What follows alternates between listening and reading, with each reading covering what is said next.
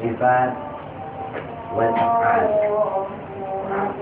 Bimana adam ta'addudi wa makna qaulillahi ta'ala wahidan bi dzatihi anna dzatahu ta'ala laysat murakkabah min ajza'i wa tarkibi bisamma kamman mustaqilan. Bimana annahu laysa dzatil wujud la fil imkan tashabaha dzatahu ta'ala wa hadhihi al-musyabbihatu mustahilah tusamma kaman mustaqil. Wal wahdaniyah fi dzat nafat kamaini al-muttasil fi dzat wal munfasil fiha. Wa makna wahdatihi ta'ala fi sifat annahu laysa lahu ta'ala sifatani muttafiqatani fil ismi wal ma'na qadrataini wa ilmaini wa iradataini wa laysa lahu ta'ala illa al-qudratu wahidah wa iradatu wahidah wa ulama wahidun khilafan li Abi Sahal al-qa'il bi anna lahu ta'ala umuman bi adadil ma'lumat wa hadha 'ani ta'addudi fi sifat sama kama mutasil fi sifat di mana annahu laysa li ahadin sifatan tashabah sifatun min sifati ta'ala. Para jemaah yang dimuliakan, pada kesempatan malam yang ke-17 ini kita meneruskan dari pembahasan yang telah lampau, yang mana pembahasan kemarin dan sebelumnya sampai pada pembahasan sifat yang kelima, yaitu yang mana dari pengertian yang menggunakan yang sudah kita uraikan secara ringkas pada kesempatan malam ini kita melanjutkan pembahasan yang ke-6. Pembahasan yang ke-6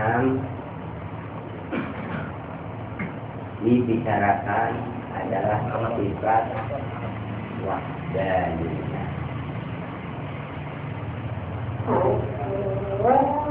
Pembahasan sifat yang ke-6 adalah pembahasan yang paling inti di dalam pembelajaran ini.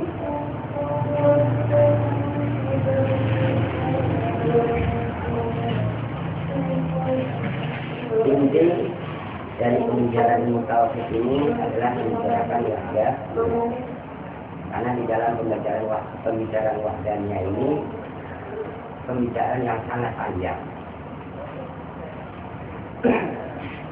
Di dalam menyimpulkan pembahasan yang sebelumnya.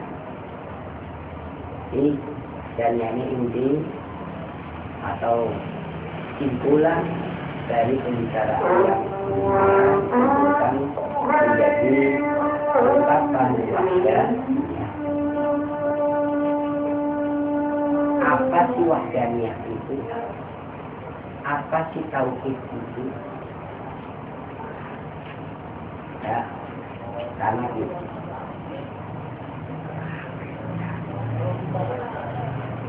Dan pertanyaan apa yang disebut dengan esa?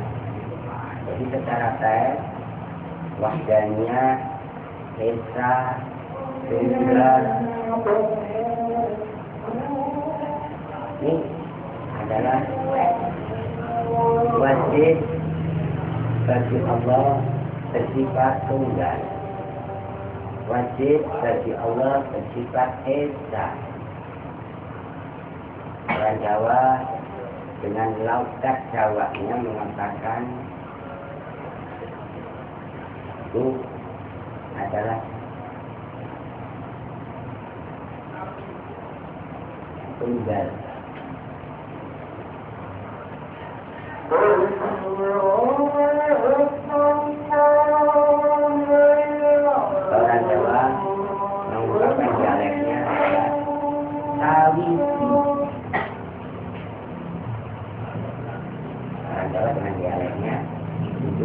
Sawiji. Dialek Melayu tunggal.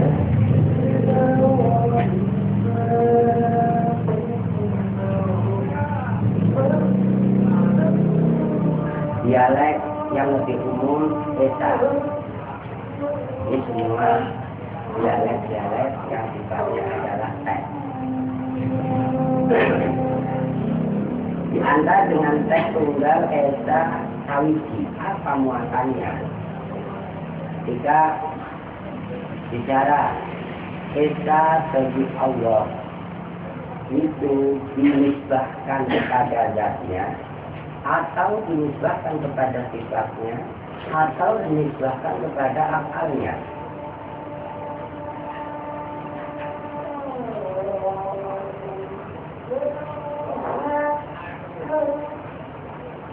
Ini wahdah itu nisbah kepada zat, nisbah kepada sifat, nisbah kepada zat. Dalam dialek nanti itu namanya kali. Ungkapan utama itu masih istimal.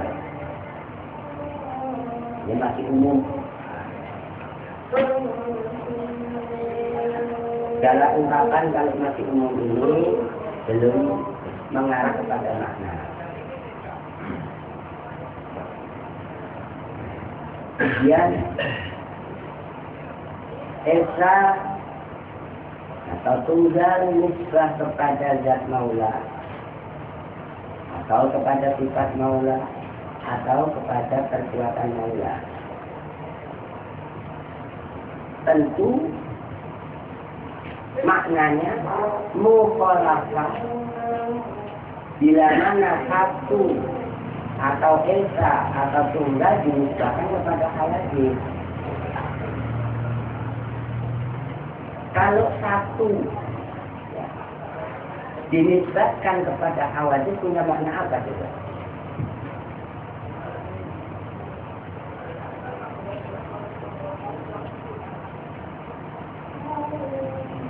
Umar itu wahdah. Umar itu satu. Zatnya, sifatnya, perbuatannya. Bulan itu satu. Zatnya, sifatnya, perbuatannya.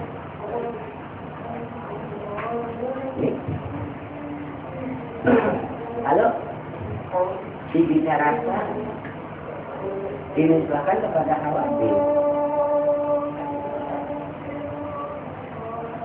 Bulan itu wujudnya berapa zatnya? Wujudnya berapa? Kerjanya terangnya berapa? Bila mana wahdah atau esa atau tunggal itu dinisbahkan kepada hawadis, maknanya bilangan. Namanya satu itu adalah sebutan bilangan. Sebutan awal bilangan itu satu. Tapi esa dinisbahkan kepada maula, maknanya sebaliknya bukan satu. Karena wahdanya ini dinisbahkan kepada zat maupun sifatnya maupun akalnya, ini maknanya adalah salbiyah. Maknanya nafiyah.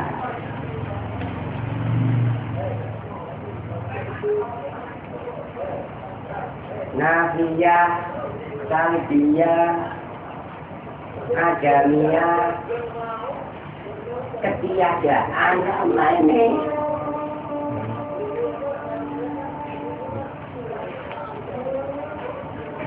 Esa satu, sitok, tunggal, setunggal, sawiji.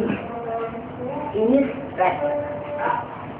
Bila kalimat ini, sebutan ini dinisbahkan kepada maula, tentu maknanya mukhalafah dengan esa atau tunggal yang dinisbahkan kepada hawadis.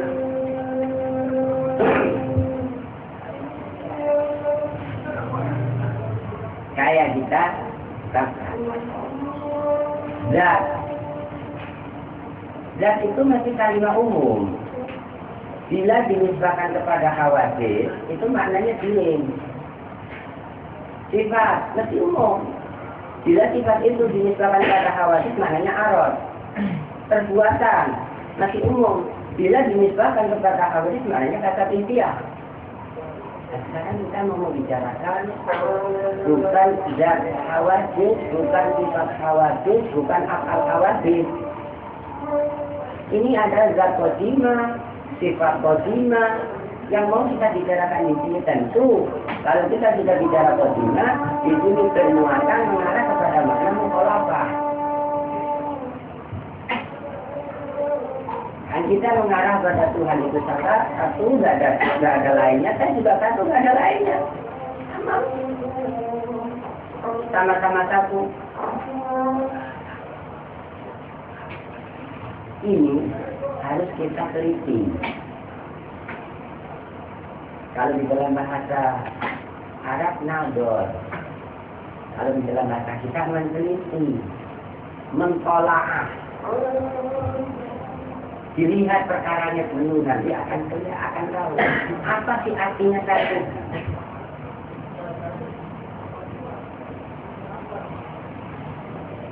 Satu itu artinya adalah awal bilangan. Kalau Tuhan dibicarakan satu, maknanya itu adalah satu, maka tertolaklah Tuhan itu bersifat qadim, menjadi awal lagi.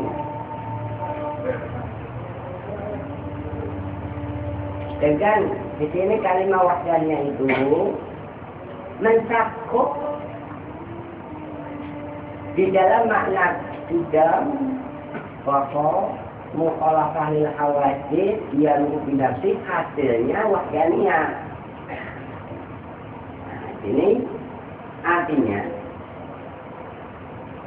satu yang dinisbahkan pada Maula itu maknanya adalah adam, tiada, ta'addud, bukan dilarang, baik pada zatnya maupun sifatnya maupun perbuatannya. Kalau satu dinisbahkan kepada hawadis, maknanya apa?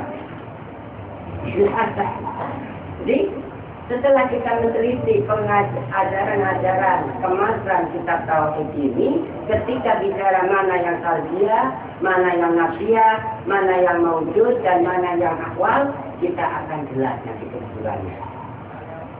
Nah, kalau tidak teliti, seperti pelajaran TK saja lah. Tak perlu saja sama teks yang diajarkan oleh guru-guru TK dulu. Tuhan itu satu, kan gitu. Dijawab lagi, bulan juga satu, kan gitu. Gak beres ini. Setelah kita ini dewasa, telitilah ajaran-ajaran teks yang diajarkan oleh para ustadz atau para guru-guru kita dulu. Ternyata teks itu punya makna yang tepat, atau sebaliknya hanya sekata teks saja yang bila dinisbahkan pada Maula itu maknanya bukan satu, dua, apalagi dua. Yang namanya bilangan itu kalau bisa dibicarakan itu dari mulai 0 sampai 9, itu namanya bilangan apa? 0 sampai 9 itu angka bilangan apa namanya? Belajar sekolah enggak? Itu bilangan satuan.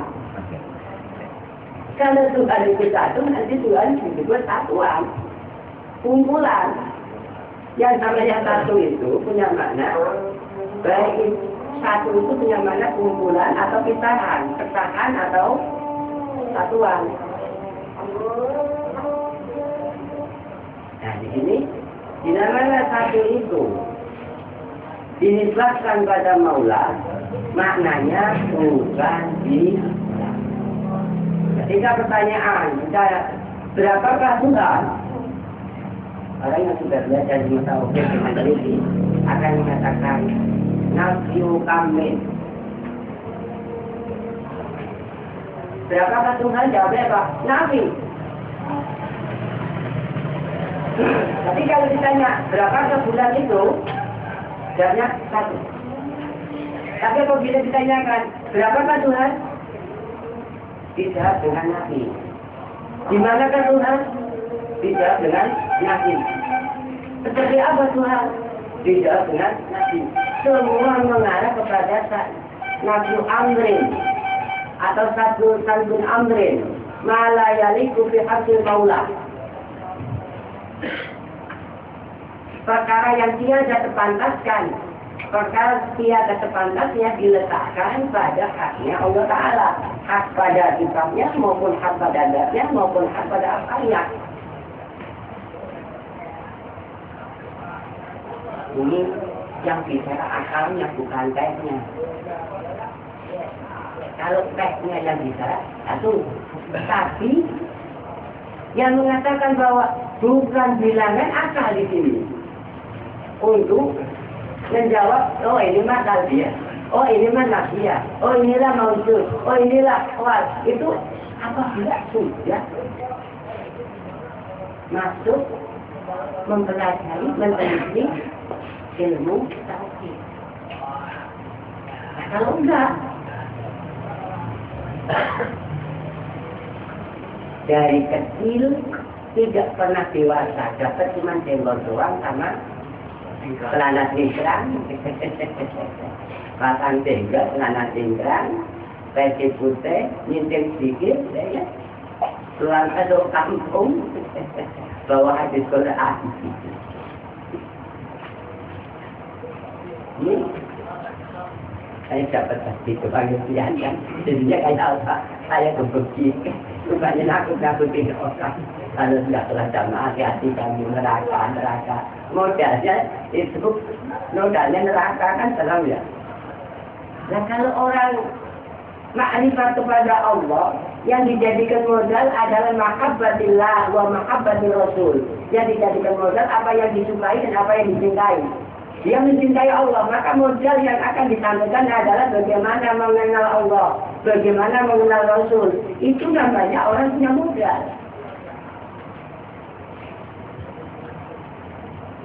Ini kembali ya makna Esa bagi Allah itu bagian dari sifat al-ilahiyah. Kalau kita bicarakan satu itu ya, harus tahu maknanya al-ilahiyah, bukan bilangan pun bukan berapa.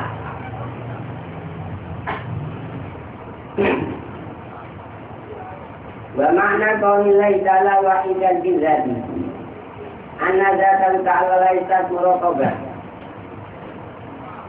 Sama diantarkan makna pertama bahwa esa bagi Allah, esa dinisbahkan bagi Allah itu maknanya bukan bilangan. Kedua diantarkan lagi bahwa makna dan secara penafsirannya atau secara konteksnya qaulillahi ta'ala, keadaan Allah itu disebut dengan sebutan adalah yang esa atau wahidan, yang esa pada zatnya, anna zatan ta'ala, bahwasanya zatnya Allah itu bukanlah susunan, baik susunan satu maupun susunan dua atau susunan banyak.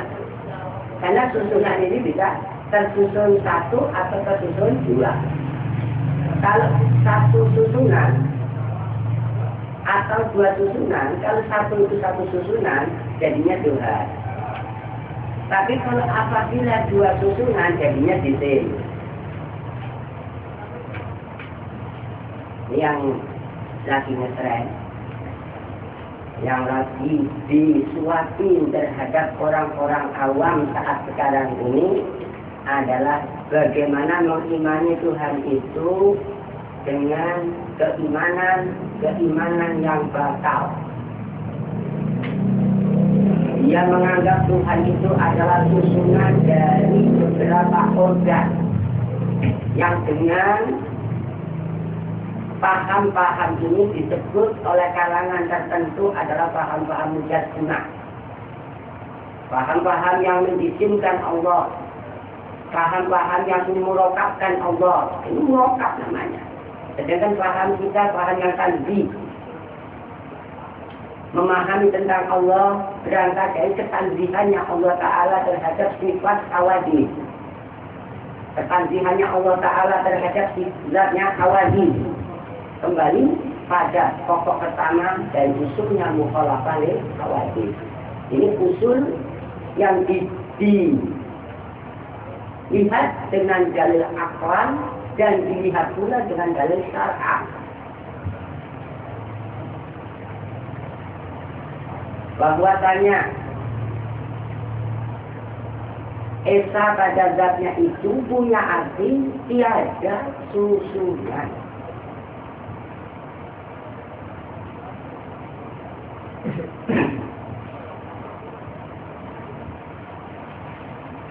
Tiada susunan dari beberapa juz.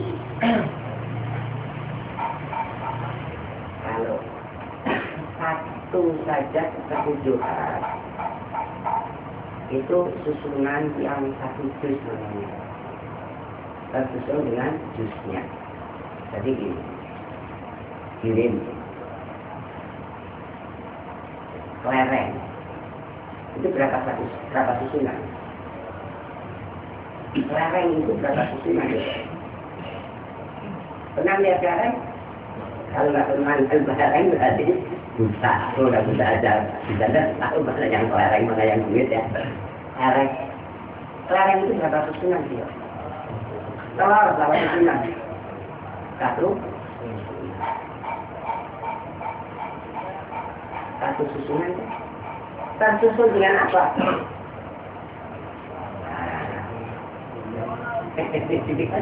Kalau satu susunan tersusun dengan apa? Isi dan ruangan. Isinya satu, ruangannya juga. Balik kita menengok makna bahwa Allah zatnya bukan jirim, kan gitu. Baik jirim yang tersusun dari beberapa juz ataupun jirim yang tidak tersusun dari beberapa juz. Hanya jirim itu satu juz. Seperti contohnya gambarnya kelereng. Ya kan?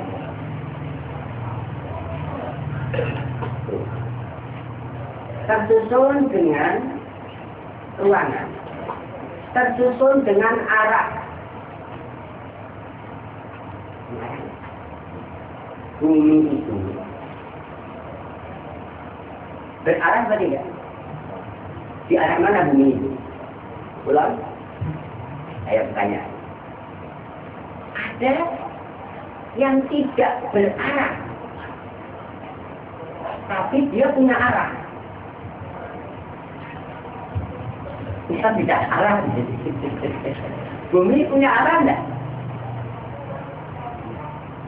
Bumi itu ada atasnya, ada bawahnya. Tapi bumi itu arahnya di mana?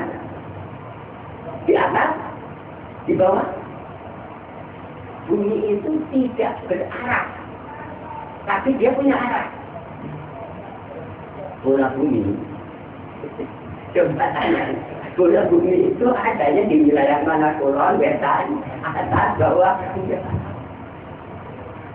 Apa bola bumi itu di atasnya matahari apa di bawahnya matahari? Atau di sampingnya matahari? Tidak ada yang bisa jawab. Betul. Bumi itu ya tidak menjadi arah bagi yang lainnya, tapi dia punya arah.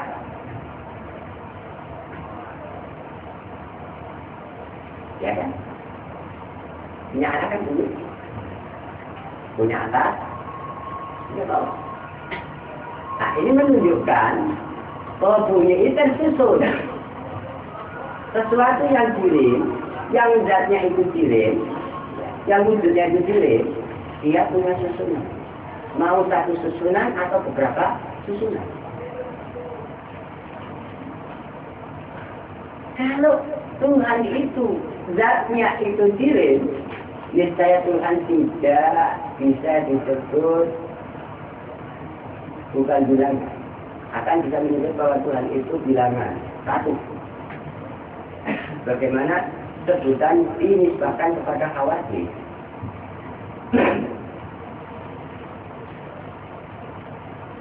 Jangan dianggap roket lain selama bola bumi. Itu satu juz. Kemarin adanya satu juz aja enggak, apalagi beberapa juz.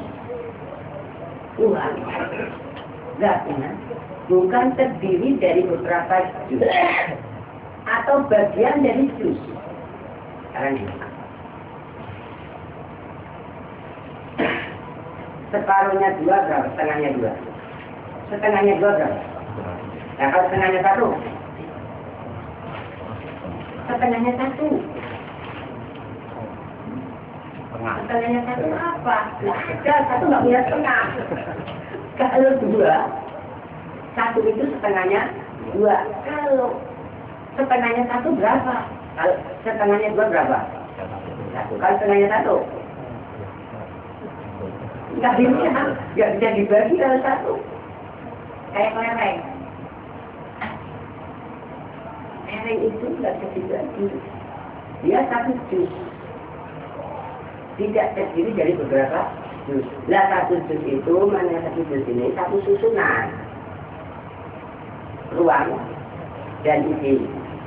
Setiap yang punya ruang dan isi, dia pasti lanjut kepada arah. Tiap-tiap yang mempunyai ruangan, dia punya arah.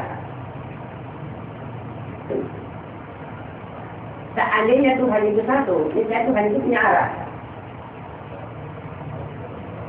Terus bagaimana? Ya nggak bagaimana. Seperti apa ya dan seperti apa. Hingga ketika kita mempelajari dan memahami wahdaniyah itu betul-betul mengarah kepada mana tanzih bersih dari makna bilangan. Sehingga ungkapan ketika ditanya berapakah Tuhan, maka akal orang yang sehat akan mengatakan yang berapa itu bukan Tuhan. Ketika ditanya lagi, di manakah Tuhan, yang di mana itu bukan Tuhan. Kapankah Tuhan, yang kapan itu bukan Tuhan. Seluruhnya dijawab dengan kalimat la dua. Kita awal menyebut kalimat tauhid dengan kalimat apa? Lah, nafi dulu itu Bu. Nafi yang dalam mana ini untuk menjadi sebuah ketetapan. Itulah zat wajibul ijab. Itulah zat wajibu wahdaniyah. Itulah zat wajib mukhalafah. Itulah zat wajib yamu dinasih. Hasilnya inilah wahdaniyah.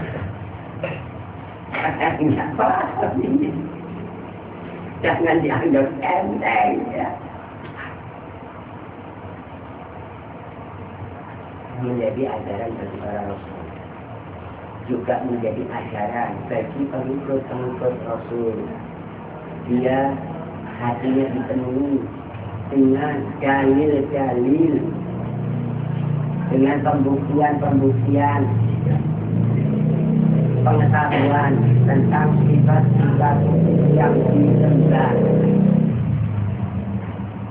Kalau kita diantarkan untuk menyembah jirim, kita tahu jirim ini bukan Tuhan. Kalau kita ini diantar untuk menyembah kepada Arot ini bukan sifatnya Tuhan. Kalau kita diantar kepada perbuatan yang menguntungkan bagi yang punya perbuatan, itu bukan Tuhan. Karena kita kuncinya sudah berpegang kepada wajib bagi Allah zat bersifat wahdaniyah. Kita menguraikan makna wahdaniyah ini mengarah kepada makna kesucian bagi Allah. Kesucian dari sifat-sifat makhluk. Kita mengartikan Al-Quran wajib tahu makna yang mengarah kepada tanzih. Bagaimana yang kita ungkapkan pada malam tadi, berarti mengungkapkan kalimat atau surat yang dibawa oleh Nabi. Nabi membawa surat. Surat itu isinya apa sih? Dalam surat itu isinya apa? Surat itu isinya apa? Tulisan itu isinya apa? Surat itu mau berupa tulisan atau merupakan bukan tulisan, itu sudah bisa. Yang tersurat, yang tertulis. Surat itu isinya tidak keluar dari perintah dan berita. Itu namanya surat. Nggak ada selain yang perintah dan berita, enggak.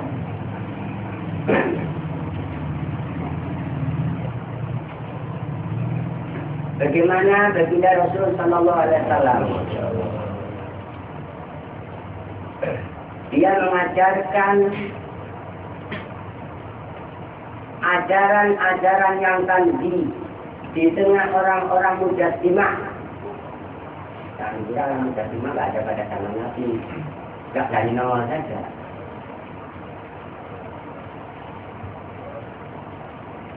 Bagaimana Nabi diajak bersekutu? Ajakan untuk bersekutu kepada Nabi banyak. Orang-orang musyrik ketika menanya kepada Nabi tentang ketuhanan. Orang musyrik katakan, apakah engkau menyembah yang terbuat, yang keadaan wujudnya itu seperti tembaga atau seperti emas atau seperti batu, hatinya sirim itu. Sayyidina Muhammad menyampaikan apa yang diajarkan di tengah-tengah orang-orang musyrik. Dua Allah Ahad. Dia Allah tidaklah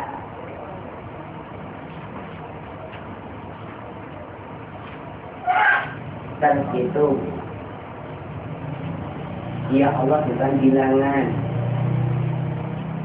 Dia Allah bukan kirim. Kalau bicara emas, perak, kirim semua. Dia Allah yang dibutuhkan oleh seluruh makhluk. Yasnadu ilaihi kullu ma'ada. Dua as-somad. Yasnadu ilaihi kullu ma'ada. Walam yalid walam yulad wala yastakiru ila mu'assir wala yastakiru ila mu'assar. Jelas. Perhatiannya tidak sesuai dengan tema ikhlasnya, dengan tema bersihnya, jadinya apa?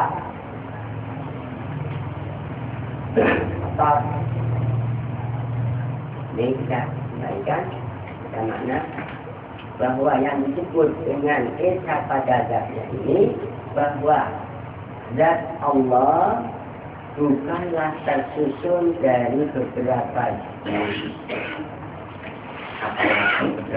Satu juz saja tidak, apalagi beberapa juz. Enggak satu juz, enggak dua juz, enggak banyak juz. Juz itu apa sih? Juz itu apa? Juz dengan hilang. Juz itu sesuatu yang terhitung, namanya juz. Kok repot? Yang bisa dihitung namanya apa? Saya tidak bisa terhitung. Ya bukan juz. Soal Tuhan bukan juz. Yang juz itu bukan Tuhan. Yang bisa dihitung bukan Tuhan. Itu contohnya apa? Matahari bisa dihitung enggak? Pendek. Satu itu banyak contohnya. Satu itu banyak persamaannya. Ini satu ya.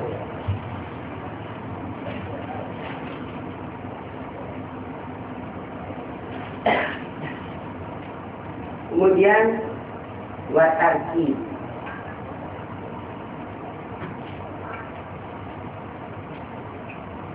Bukan tersusun dari beberapa juz dan pula bukan fardhu.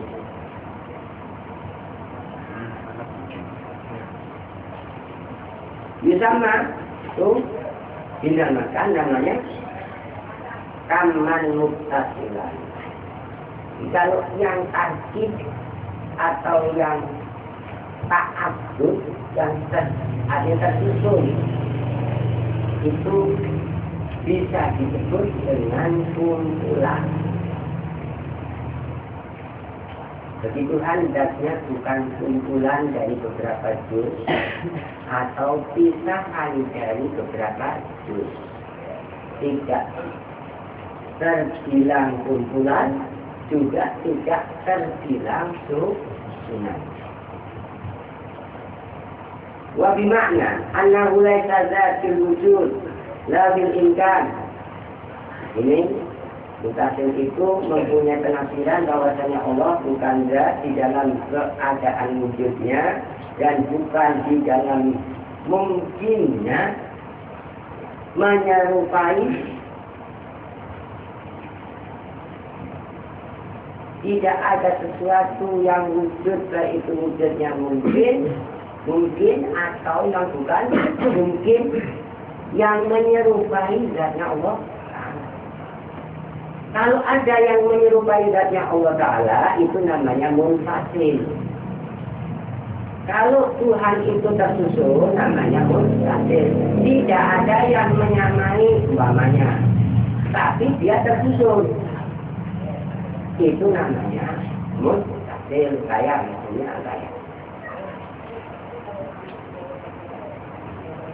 pohon mangga. Satu pohon mangga itu isinya tersusun apa terpisah? Tersusun. Tersusun dari apa? Buah mangga, daun mangga, itu namanya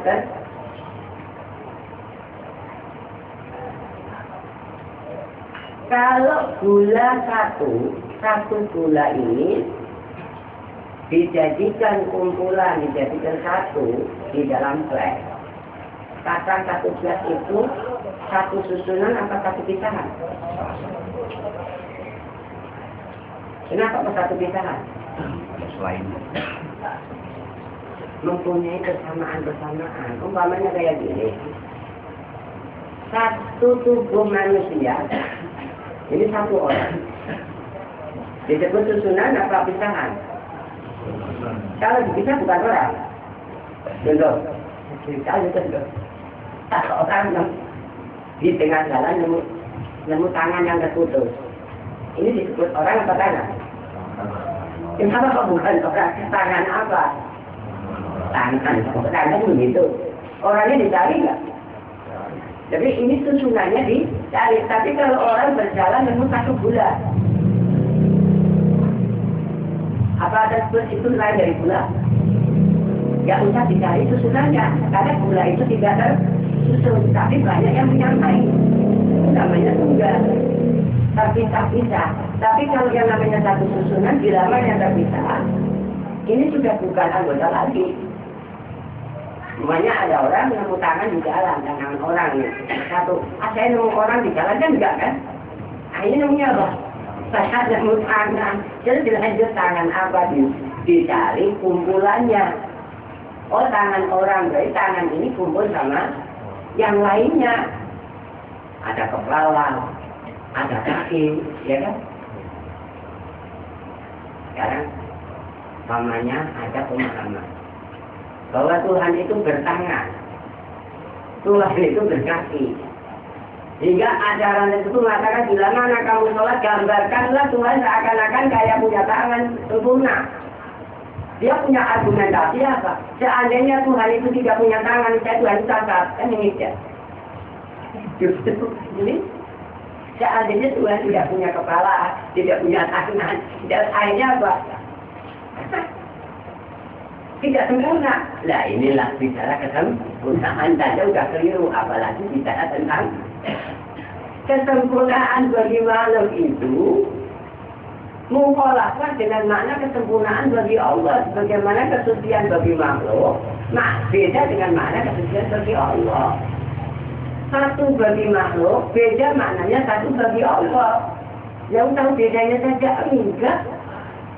Ikut-ikutnya cari tentang ilmu tauhid. Yang keluar bukan tauhid tapi mujassimah. Yang keluar bukan tauhid tapi tarkib. Mengajak orang untuk menyembah makhluk.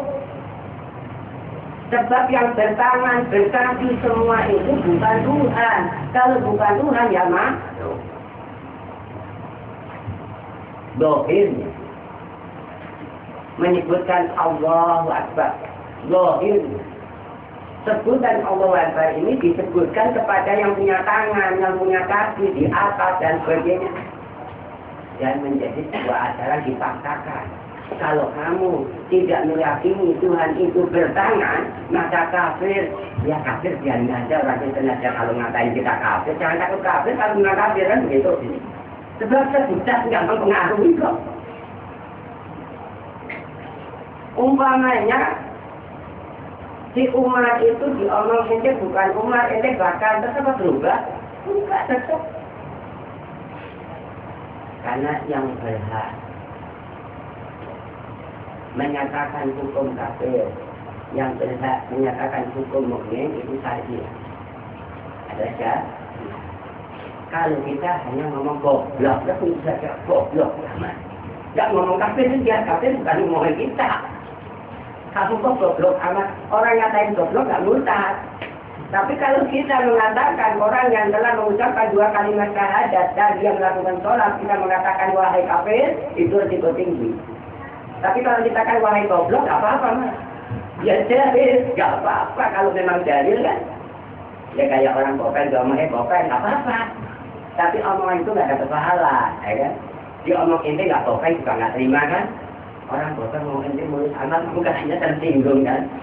Ya bagusnya kan jangan diomong lah barang begitu kok diomongkan.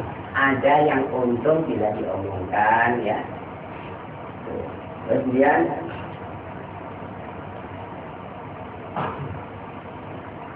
wahai musyabahah mustahilah, dan ketetapan yang seperti ini, ada ketetapan yang menganggap kesamaan Tuhan terhadap makhluk atau makhluk terhadap Tuhan pada zatnya, itu mustahil.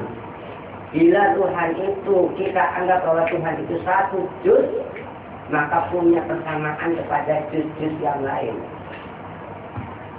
Sebab kelereng juga satu juz, kan begitu ya. Quran ada berapa juz?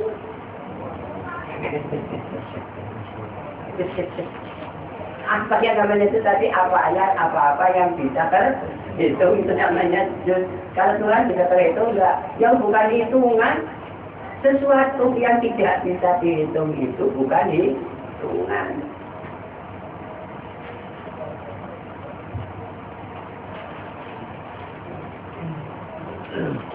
Bersama kaman mutasil, apabila keadaan wujudnya Tuhan itu ada yang menyamai, itu dinamakan munfasil.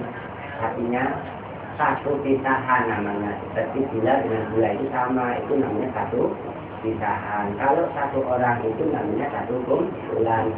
Bagi Tuhan tidak satu kumpulan dan juga tidak satu pisahan. Dan bagi Tuhan tidak ada yang menyamai di dalam zat maupun sifatnya maupun afalnya terhadap perkara-perkara yang ada pada hawadis.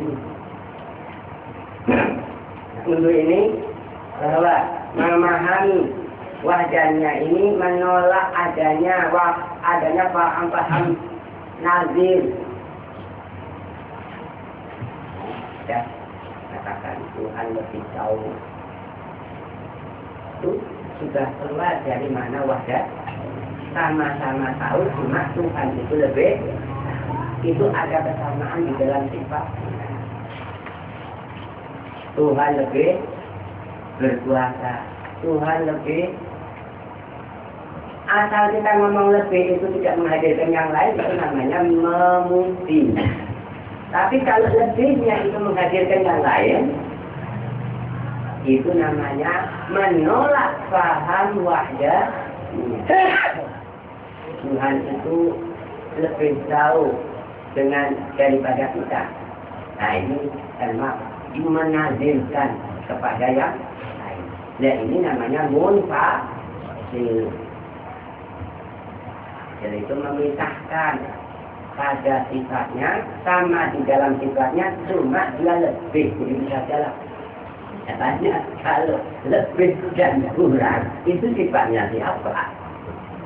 Yang lebih kurang itu sifatnya makhluk. Kalau Tuhan itu sempurna, nggak lebih, nggak kurang. Kalau Tuhan itu lebih, yang lebihin siapa? Kalau Tuhan kurang, yang ngurangin siapa? Nanti kurang lebih itulah hitungan namanya. Kurang lebih ya termasuk hitungan.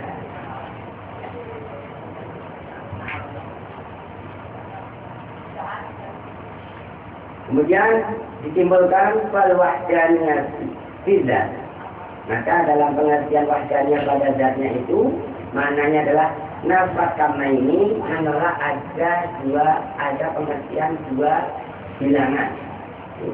Dua bilangan itu baik itu satuan kumpulan, satu kumpul maupun satu pisahan. Kalau satu kumpulan bisa digambarkan sebagaimana organ tubuh kita, satu orang itu adalah satu kumpulan. Kalau satu pisahan maknanya ini ada yang menyamai, itu namanya satu pisahan. Seperti matahari, bundernya matahari ada jirimnya matahari dengan jirimnya bulan sama enggak? Sama.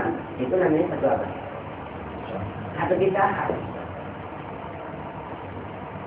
Kelereng dengan telur, satu pisahan atau satu kumpulan? Tapi kalau satu kelereng saja namanya satu apa? Satu jus. Hitungan juga kan?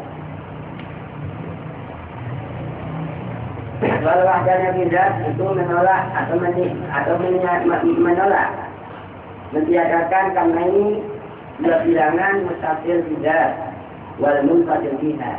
Jadi mengatakan wahdanya bidat itu dalam artinya konteksnya adalah tiada satu kumpulan kebutuhan dan pula bukan satu pisahan. Inilah bahwa Tuhan bukan sesuatu yang tersusun dan beberapa juz. Dan pula Tuhan tidak ada yang menyamai di dalam zatnya. Ya.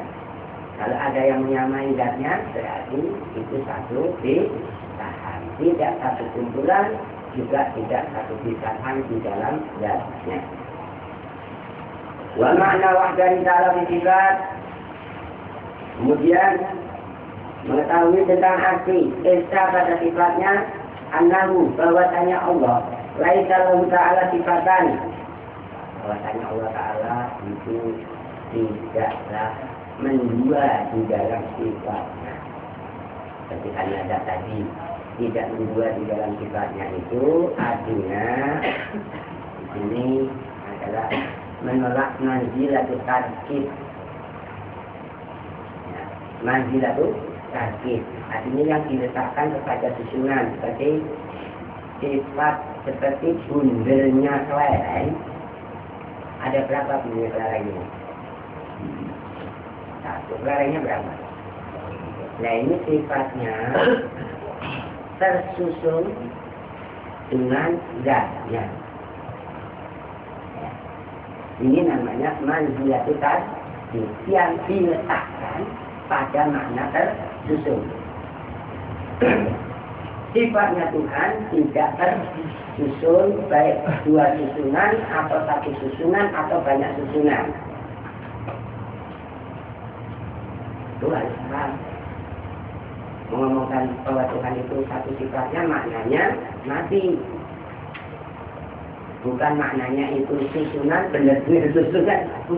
Bukan satu susunan pada sifatnya, baik seperti hanya dua kudrat ataupun dua pengetahuan. Nah ini menolak tadi tidak ada sifat yang menyamai sifatnya Allah. Seandainya ada yang menyamai sifat Allah baik berupa nazir, perbandingan, mengantarkan kebalikan, itu namanya menolak wahdaniyah sifat.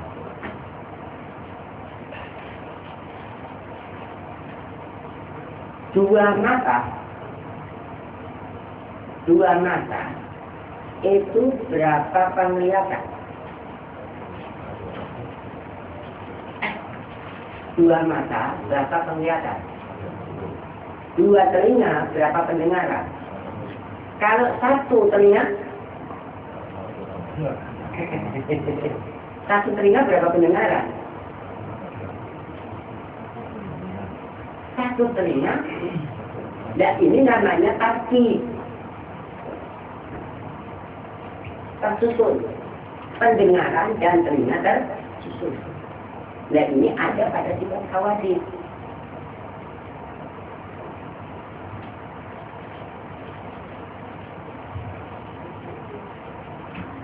Satu hati ada berapa ilmu? Orang punya satu hati itu ilmunya ada berapa? Kalau yang diketahui banyak, tapi ilmunya cuma seperti ini, pendengaran satu, tapi yang didengar banyak, karena yang didengar itu bukan pendengaran. Kalau pendengaran itu sifatnya, yang punya pendengaran itu zatnya, dirinya. Yang punya pendengaran itu telinganya, yang punya penglihatan matanya. Nah ini penglihatannya apa? Penglihatan mata, penglihatan hati, pendengaran mata, pendengaran hati. Nah ini namanya susunan. Tidak terbilang, tidak berapa di dalam sifatnya. Nah, yang maknanya di sini itu tersusun pada zat, atau ada yang menyamai, atau ada yang membandingi. Namanya jadi Tuhan lebih jauh dari kita. Dan ini namanya memisahkan, sama-sama tahu, cuman beda dia lebih tidak. Seperti ini. Putihnya tembok, bukan tembok ya. Putihnya tembok ada berapa? Satu. Putihnya kertas. Putihnya tembok dan putihnya kertas ini bisa apa kumpul? Nah kalau putihnya tembok, putih dengan temboknya kumpul, begitu namanya tersusun. Dan bagi Allah tidak sifatnya tersusun. Satu atau dua atau tiga. Baik satu kumpulan maupun satu. Misalkan kalau satu kumpulan itu adalah mutasil, kumpul namanya.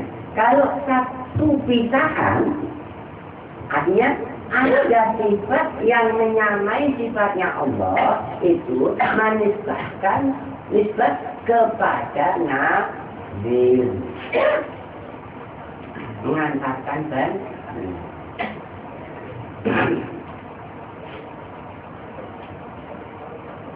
pamannya menganggap bahwa Tuhan lebih dekat dari kita, atau kita lebih dekat dari Tuhan. Sama-sama dekatnya. Tuhan punya sifat dekatnya. Kita punya sifat dekat.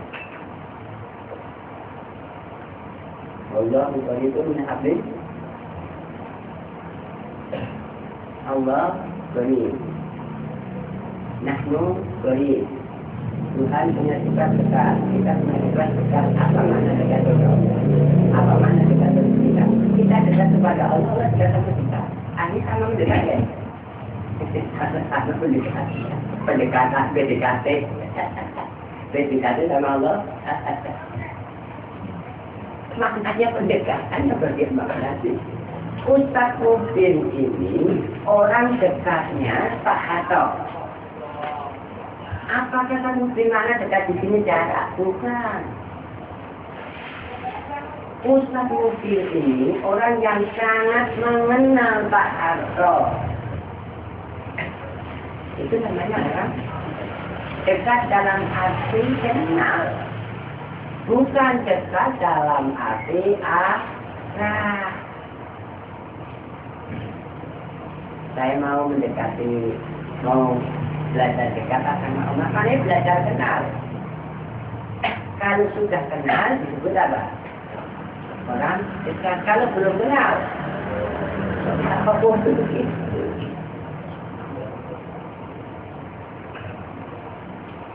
Boleh saja kita ngomong aku ingin mendekatkan diriku kepada Allah. Tapi maknanya tahu, jangan mendekatkan diri, maknanya Tuhan ada di depan saya, arah.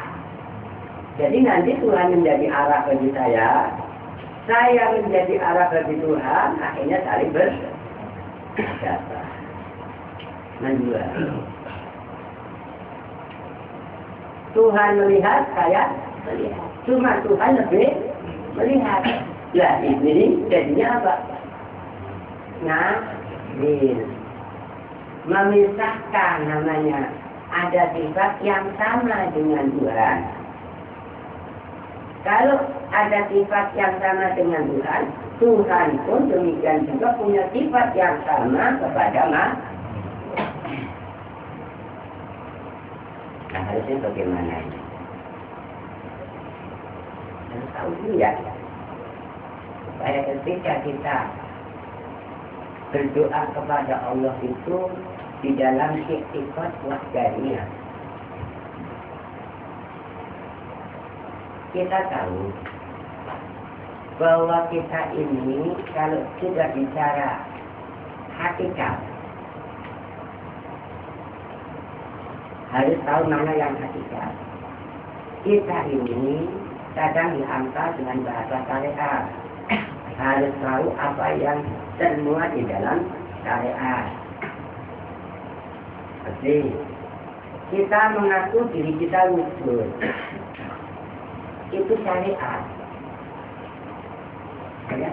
Kita mengaku diri kita melihat. Itu ada. Kita mengaku diri kita hidup. Itu ada. Syariat. Ada yang menjadi omongan di kebiasaan. Tapi ketika melangkah kepada mana hakikat, kita tidak apalagi hidup, apalagi tahu, apalagi melihat, wujud saja kita diwujudkan. Itu hakikat namanya. Ketika kita bicara kepada Allah, kita mengakui diri kita tidak punya wujud, tidak punya hidup, tidak punya ibadah, tidak punya segala-gala. Ketika kita bicara kepada Allah, bagaimana? Ketika ucapan itu diungkapkan, ketika sholat, keluar terus ucapan itu. Inna sholati wa nusuki wa mahyaya wa mamati lillah la syarika lah. Hidupku, matiku karena dihidupkan dan dimatikan dan diibadahkan. Tidak ada duanya yang menghidupkan aku dan mematikan aku kecuali Allah wahdah la syarika lah. Hingga dengan demikian berharap wa bidzalika umirtu wa ana minal muslimin. Inilah yang menjadi konsep ajaran syariat Islam. Ente melihat, anak melihat, ente hidup, anak hidup. Berarti menduakan hidup, menduakan melihat, tidak sampai kepada hati yang mewahdaniakan Allah, tidak sampai kepada hati yang mengesahkan Allah, baik pada zatnya maupun sifatnya. Lebih-lebih lagi menganggap Tuhan itu berorgan wastabatan. Anak ketololannya. Bagaimana bisa tolol? Nah, inilah dalil dan makrifat ini lebih kata lawan. Kalau definisi daripada makrifat itu adalah jazm mutafiqun lil waqi' nan sya'anid dalil. idrakul jazm mutabiqan lil haqiq. Ini ma'rifat namanya. Nah, kalau butuh idrakul jazm min ghairi mutabiqan lil haqiq, baliknya menemukan keyakinan yang tidak sesuai dengan kenyataan. Wong nyatanya ente itu diwujudkan, kok nggak ngaku wujud sih? Wong ente nyatanya dilihatkan, kok nggak ngaku ente melihat? Kalau ente dilihatkan, karena dengan kita mengakui bahwa saya diwujudkan dan saya dilihatkan, dan itu kita untuk melihat, mengakui dan tahu untuk melihat yang tidak dilihatkan dan tidak didengarkan dan tidak dihidupkan. Yang bisa melihat, yang menghidupkan dan yang mematikan itu adalah yang dirinya tidak mengaku hidup dan tidak mengaku mati. Ini mengaku dimatikan dan dihidupkan. Dia Pak Pencipta, mengaku pencipta, bagaimana nggak beres? Coba bagaimana ajaran baginda Nabi Muhammad SAW. Inna sholati wa nusuki wa mahyaya wa mamati lillahi rabbil alamin la syarika lahu wa bidzalika umirtu wa ana minal muslimin. Beda dengan ucapan para nabi wa ana awwalul muslimin. Nah, awwalul muslimin bagi nabi itu adalah saya seutama orang Islam. Benar enggak nabi kok ya? Seutama orang Islam siapa? Ya nabi. Kalau itu kan ngakunya kita saja, gitu. Kan nabi ngaku utama diakui dan mengaku tak cocok. Ketika kita ngomong inna sholati wa nusuki wa mahyaya wa mamati lillahi rabbil alamin dan jadi kalau di dalam sholat, ketika sholat dari sholatnya ngomong sama bininya bahwa kamu jangan menghidupin saya, kamu kan jadi Tuhannya. Ini yang namanya jadi Tuhan bagi anak. Dan kalau Tuhan buatan nggak apa-apa, karena sampai Tuhan ilah. Kalau sampai Tuhan yakini betul-betul kalau saya tidak ngasih kamu, kamu ngasih. Lah ini sudah menuhankan dirinya. Fir'aun tingkat kecil kan begitu kan? Ada Fir'aun swasta, ada Fir'aun negeri gitu. Ini ada Fir'aun negeri, juga ada Fir'aun swasta. Kalau Fir'aun negeri ini para penguasa negara besar yang mengaku bahwa dia adalah penguasa yang mematikan rakyatnya dan juga memakmurkan rakyatnya, yang menghidupi rakyatnya dan mematikan rakyatnya. Ini Fir'aun negeri namanya. Nah kalau Fir'aun swasta, Fir'aun yang ada di dalam rumah tangga. Kalau bapaknya Fir'aun, anaknya gimana? Ya untung kalau umpamanya istrinya Dewi Asia selalu berargumentasi itu istri yang sholihah namanya. Lah kalau istrinya itu istri sebaliknya yang sayyi'ah, cocok iya kan? Kalau kamu nggak ada, jangan sampai akan mati. Kalau akan mati nanti yang menghidupi saya siapa? Kan begitu aja. Karena saya menyerahkan hidup saya terhadap akal. Hidup mati saya terserah akal. Ya begitu dong, nggak tadi Fir'aun tingkat, bukan tingkat daerah, tapi tingkat keluarga. Ini banyak bercokol Fir'aun tingkat. Ketika bicara ketuhanan, hak ketuhanan diakui oleh dirinya. Wong hak kepala negara diakui dirinya saja bahaya. Maksudnya, saya ngomong sama anak istrinya, sama masyarakat, bahwa saat sekarang ini saya telah dilantik menjadi presiden. Semua nurut omongan saya, kira-kira orang gila itu kan. Ini mudah-mudahan dengan mengkaji tauhid ini, insya Allah hati kita tidak akan pernah mengaku bahwa kita itu mampu menghidupkan anak kita. Ya. Dengan mengkaji tauhid, hati kita tidak pernah akan mengakui bahwa kita itu yang memberikan sesuatu kepadanya. Karena kita ini semua adalah dikasih. Kita ini punya sifat istiqor yang maju ilaih, berharap kepada zat wajibul wujud, berharap terhadap pemberiannya, berharap terhadap kebaikannya. Ini harapan kita sebagai hambanya, selalu meminta kepada yang berhak memberi. Dan yang berhak memberi ibadah kepada kita adalah Allah Ta'ala. Jadi kembali ke makna yang kedua, wa mana wa ta'ala bi sifat annahu laisa lahu ta'ala sifatan mutafiqatan bil ismi wal ma'na. Ka qudrataini wa ilmaini wa iradataini. Wa laisa lahu ta'ala al illa qudratu wahidah. Maka dia adalah bagi Allah Ta'ala kecuali hanya esa di dalam kudratnya. Esa di dalam kudratnya, paham? Bukan mana esa dalam mana satu ya. Esa di sini dalam mana bahwa Tuhan menciptakan sesuatu tanpa bantuan, itu namanya ila kudrat wah. Ya, tidak ada kudrat yang lain, tidak ada kemampuan atau kekuasaan yang lain, hanya kekuasaan itu menjadi sifat Allah Ta'ala. Dan kuasa itu tidak disifatkan kepada makhluk. Kalau kita menyebutkan makhluk itu berkuasa, boleh, tapi itu pinjaman saja. Maknanya di sini adalah usahanya kasab dan ikhtiar.